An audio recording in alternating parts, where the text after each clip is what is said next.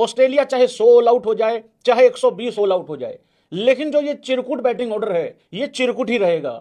3 number पे सारी team almost try कर ली है, वो तब भी घटिया ही रहेगी, चाहे मैच का रिजल्ट कुछ भी हो। शुभमन गिल का 35 में 37 और बाद में जो 47 48 समथिंग जो बनाया है, उसी के मार्जिन से टीम इंडिया जीत गई है। और अब शुभमन गिल की जो पारी है वो सेंसेशनल, आउटस्टैंडिंग, अनबिलीवेबल, एंकर करी हुई पारी, और पता नहीं क्या क्या, मैन ऑफ द मैच भी दे दो वैसे अक्षर पटेल है, तो उस तरीके की पारी वो कन्वर्ट हो गई है। मुबारकें भाई लोगों, सभी भाइयों को। पोस्टर बॉय की फाइनली एक मैच विनिंग इनिंग आ गई है।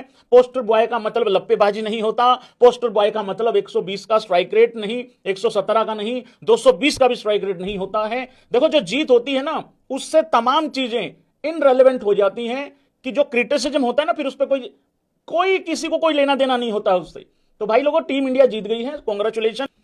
टीम इंडिया ने किया 167, 8 विकेटों के नुकसान पे 20 ओवरों में 48 रन से टीम इंडिया जीत गई है। ऑस्ट्रेलिया 119 पे ऑल आउट हो गई 18.2 ओवरों में।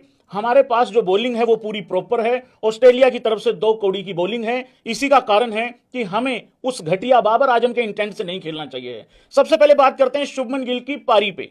भाई लोगों, मिड इनिंग में तो तुम सब लोग बाबर आजम बोल रहे थे, अब शुभमन गिल की पारी से कौन कौन एग्री करता है वो यूं कर दें, और जो लोग उस इंटेंट से एग्री नहीं करते हैं वो यूं कर दें। मिड इनिंग में मैंने एक बात बोली थी, टीम इंडिया यहां से जीत सकता है, कम से कम 3 से 4 बार बोली थी ये बात। क्यों? मैंने कहा जहां पे अभिषेक शर्मा स्ट्रगल कर सकता है ना, या जहां पे अभिषेक शर्मा स्ट्रगल कर रहा था, वहां पे फिर कुछ भी हो सकता है, वहां पे रन इतनी आसानी से बन नहीं सकते। देखो शुभमन गिल तो पिछले मैच में भी ऐसे ही खेला था, इसी इंटेंट से खेला था। वो पिछले 7 पारियों में से 6 पारियों में ऐसे ही खेला है, ऑलमोस्ट। तो मिड इनिंग में तो क्योंकि हमें यह था कि भाई हार ना जाए, बट मैं ये कह रहा था आप रिजल्ट को साइड में रखो। जो रिजल्ट हार होगी जीत होगी, उससे उस बैटिंग ऑर्डर को सही करने में कोई मतलब उसका लेना देना नहीं है कि वो सही हो जाए गलत हो जाए। बट ये फैक्ट है, जब आप जीत जाते हो, जब रिजल्ट आपके फेवर में आ जाता है, तब आपकी फुद्दू से फुद्दू चीज भी अप्रिशिएट की जाती है। सो ये वही हुआ है। सो भाई लोगों, शुभमन गिल बहुत अच्छा खेला है। नहीं, ये मैं विचार मेरे विचार मिड इनिंग के हैं। अगर आप लोगों को विचार जानने हैं तो मिड इनिंग का लाइव जरूर देख लेना, क्योंकि इंडिया मैच जीत गई है। मैं एक जर्नल माइंडसेट बता रहा हूं भाई लोगों। एक जर्नल माइंडसेट ये है कि देखिए जी, बल्लेबाजी करनी बहुत मुश्किल थी। अरे हम अपनी प्राइम बॉलिंग खिला रहे हैं। इस बॉलिंग लाइनअप में सिर्फ हार्दिक नहीं है, लेकिन इन ऑस्ट्रेलिया वालों के लिए दुबे ही बुमराह है, और बुमराह ही गुमराह हो रखा है थोड़ा थोड़ा सा। हालांकि मेरे लिए ज्यादा कंसर्न है नहीं है।